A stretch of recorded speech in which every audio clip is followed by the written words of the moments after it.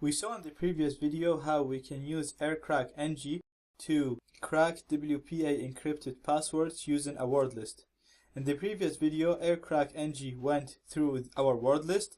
It combined each password in the word list with the ESSID to create the PMK using the PBK2 algorithm, and then compared the PMK to the handshake. If the PMK was valid, then the password that was used to create the PMK is the password we're looking for. If it's not, it just went to the next password and created a PMK from it. So AirCrackNG was creating the PMKs on the fly. The process of combining the password and the ESSID to create the PMK takes a good bit of time, so it takes the most time of the cracking process. Therefore, in many scenarios, while we're waiting to capture the handshake, in many scenarios we'll have access points that doesn't have any clients connected to it. So if we have something like that, we have to wait until someone connects to the access point to capture the handshake. So while we're waiting, we can actually save time by converting our word list to a PMK list. Because as I said, converting the password to a PMK takes the most time. So while we're waiting, we can change each password in the list and create a new PMK list from our word list. And then once we capture the handshake, we can use our ready PMKs, and the cracking process is going to be much quicker. We're going to do this using AeroLibNG. So let's see how it works. Okay, so our first command is going to be to create a new database and import our word list in that database. So it's going to be AeroLibNG. We're going to create a new database. So let's call it testDB. And we're going to import passwords. And we're going to put the name of our word list, which is called WPA word list. So very simple. AeroLib is the name of the program. Test is the name of the database that we're going to create. And we're telling it to import passwords. And the passwords are going to be taken from a file called WPA word list. Gonna hit enter.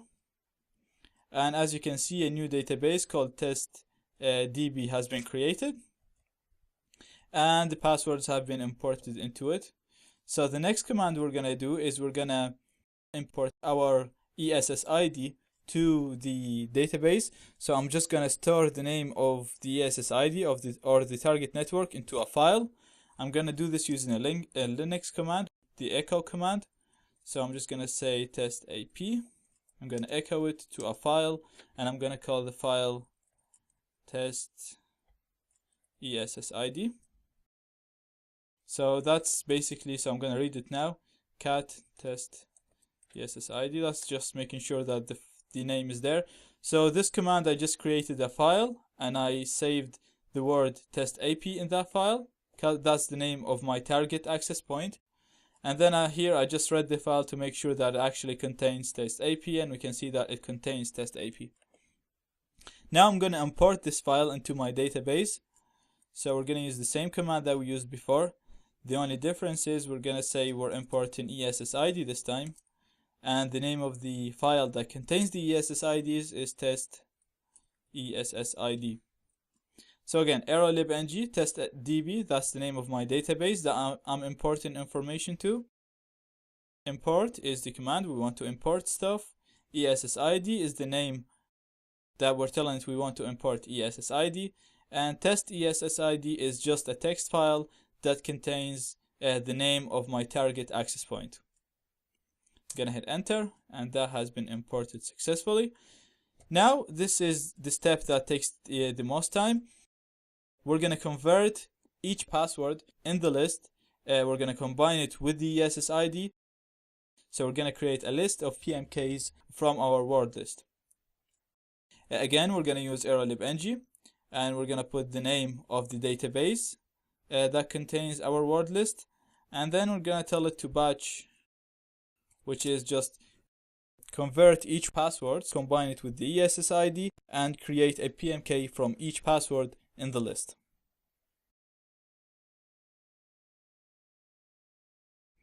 Okay, so As you can see now, it computed all the PMKs, so that's the number of PMKs, that's the number of passwords that I have in my original list, and all of these passwords have been converted to PMKs, and they're stored in my database, which is testdb. And we can see that it took 366 seconds. So we're saving this time because in the scenario that we're working on, we'd be only waiting for the handshake. So we can do this while we're waiting to capture the handshake. Once we have the handshake, then we can crack it straight away using the PMKs, the already done PMKs, which will be much quicker. Let's see how we do that. We're gonna use aircrackng, and we're gonna use the option R to specify our database, which is called testdb. And then we're gonna specify our handshake file, which is WPA or test handshake.cap.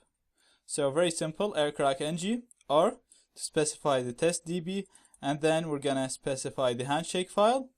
Gonna hit enter, and as you can see, we cracked the password in much quicker. We cracked it in less than a second. So in the previous video it took 2 minutes and 16 seconds. Now it took less than 1 second. So it's much quicker, because instead of aircrackng converting each password to a PMK, we are using a list of already made PMKs. So this is useful if capturing the handshake is taking a while because there is no clients connected to the target network. We have our PMKs ready so that once we capture the handshake, we can crack it straight away.